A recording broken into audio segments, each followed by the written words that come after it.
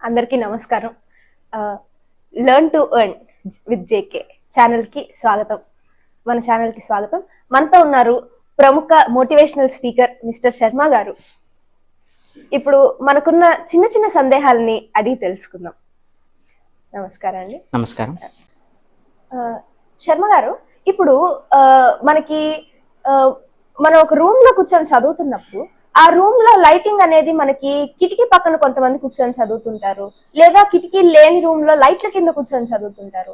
Light ఎటు side నుంచి వస్తే బాగుంటది, వెనకాల పైన నుంచి వస్తే బాగుంటుందా, రైట్ సైడ్ నుంచి వస్తే బాగుంటుందా, లెఫ్ట్ సైడ్ నుంచి వస్తే బాగుంటుందా? ఈ లైట్ వల్ల పక్కనున్న కలర్స్ మనకి ఎలా ఎఫెక్ట్ అవుతాయి, వీటి గురించి ఏమంటారు? నా ఒపీనియన్ ప్రకారం నేను చదువుకునేటప్పటి నుంచి నా ఇండివిజువల్ ఒపీనియన్ ప్రకారం ఏంటి అంటే, మనకి ఎప్పుడైనా ఒక రూమ్లో కూర్చొని చదవాలి అనుకున్నప్పుడు రూమ్లో ఉన్న లైట్ మొత్తం స్టాండర్డ్గా ఉండాలి. అంటే ఒక పార్ట్ ఆఫ్ ద రూమ్లో హెవీ లైట్, ఒక పార్ట్ ఆఫ్ ద రూమ్లో లెస్సర్ లైట్ కాకుండా రూమ్లో ఉన్న లైట్ అంతా ఒకే స్టాండర్డ్లో ఉండాలి. First point. And second point వచ్చేసేసి, మన రూమ్లో ఉండే లైట్ సోర్స్ కానీ లేదా external natural source of light అనే సన్ కానీ ఏ లైట్ అయినా సరే మన బుక్ మీద కంప్లీట్ ఎటువంటి షాడోస్ రాకుండా ఉండేటట్టు లైట్ సోర్స్ ఉండాలి. సో దాని ప్రకారం లెఫ్ట్లో ఉండాలా, రైట్లో ఉండాలా, టాప్లో ఉండాలా అంటే మన బుక్ మీద రాసుకునే పదాల మీద షాడో పడకుండా ఉండేటట్టు మన లైట్ ఉండాలి. అండ్ సెకండ్ థింగ్ వచ్చేసేసి ఈవెన్గా ఉండాలి. అండ్ ఇంకొక కేటగిరీ ఏం అడిగారు అంటే కలర్స్. నా ఇండివిజువల్ ఒపీనియన్ ప్రకారం డార్క్ కలర్స్ లో చదవడం కన్నా లైట్ అండ్ బ్రైట్ కలర్స్ లో చదవటానికి బ్రెయిన్ యొక్క యాక్సెప్టెన్స్ పవర్ అనేది ఎక్కువ ఉంటుంది. సో లైట్ కలర్స్ లో ఉండి చదవటం వల్ల బ్రెయిన్ యొక్క పవర్ బాగుంటుంది. సో ఇప్పుడు బయట అవుట్డోర్స్ లో కూర్చొని చదివేటప్పుడు పక్కనంతా గ్రీన్ గా ఉంటది, లేదా చెట్ల కింద పార్క్స్ లో గానీ లేదా స్టడీ హాల్ పక్కన గ్రీన్ గా ఉన్న, ఇప్పుడు ఆ గ్రీన్ ని మనం బ్రైట్ కలర్ గా కన్సిడర్ చేస్తాం, డార్క్ కలర్ గా కన్సిడర్ చేస్తాం. బయట కూర్చొని చదివినప్పుడు బాగుంటుందా, లేకపోతే లోపల కూర్చొని చదివితే ఇంకా బాగా ఉంటుందా? మీరన్న అట్మాస్ఫియర్ వచ్చేసి ఒక park atmosphere. Complete light green అనేది లైట్ కలర్, స్కై అనేది లైట్ కలర్, అండ్ అట్మాస్ఫియర్ అనేది లైట్ కలర్. కాకపోతే అక్కడ ఎక్స్టర్నల్ నాయిస్ సోర్సెస్ ఎక్కువ ఉండటం వల్ల మన కాన్సన్ట్రేషన్ అనేది డిస్ట్రాక్ట్ అవుతుంది. సో ఇప్పుడు చాలా మందికి ఎగ్జామ్స్ దగ్గరకు వచ్చేస్తుంటాయి. సంవత్సరం అంతా చదవడం మానేసి, లేదా మనకి వారం 2 వారాలు చదవడం మానేసి ఎగ్జామ్ కి ఒక రోజు ముందు బుక్స్ తీస్తారు, రాత్రి నైట్ అవుట్లు అంటారు. ఇప్పుడు ఇట్లా నైట్ అవుట్లు చేయడం వల్ల మన సిలబస్ కి మనకి జరిగే ఏమన్నా పాజిటివ్స్ ఏమన్నా ఉన్నాయా, లేకపోతే చదవచ్చా, చదవకూడదా, అలా చేస్తే ఏమన్నా జరిగే మంచివి ఏమన్నా ఉన్నాయా?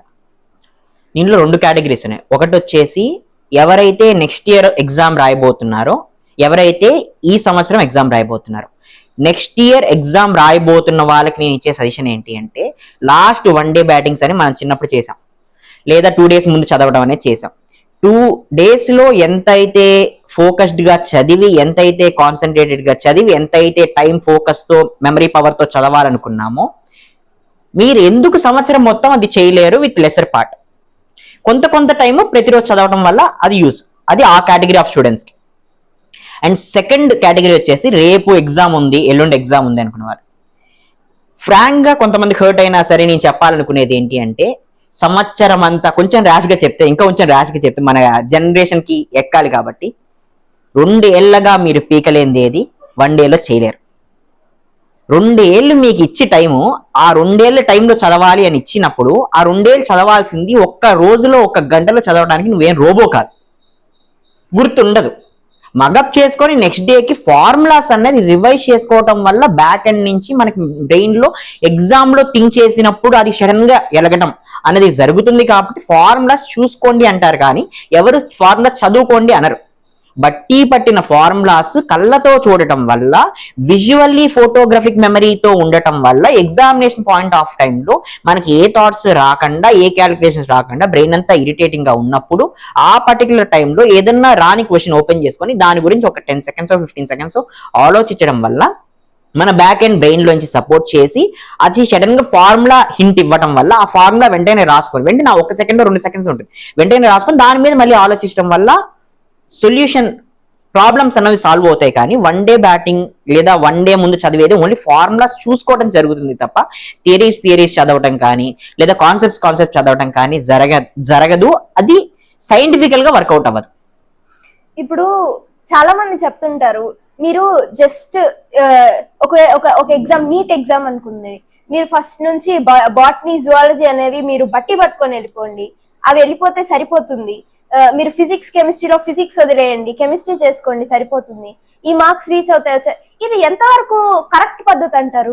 దీనిలో మీరు అడిగిన 2 క్వశ్చన్స్ ఏంటి అంటే, ఒకటి బట్టి, సెకండ్ మన యొక్క స్ట్రాంగ్ ఏరియాస్, గ్రే ఏరియాస్ తో మన మోడ్ ఆఫ్ ప్రిపరేషన్ ఎట్లా తయారు చేసుకోవాలి. ఫస్ట్ థింగ్ వచ్చేసి ఈ బట్టి అనే పదం రీసెంట్ టైమ్స్ లో వచ్చింది. ఇంతకు ముందు కానీ పెద్దవాళ్ళు కానీ ఏం చెప్పేవాళ్ళు అంటే బై హార్ట్ అనేవాళ్ళు.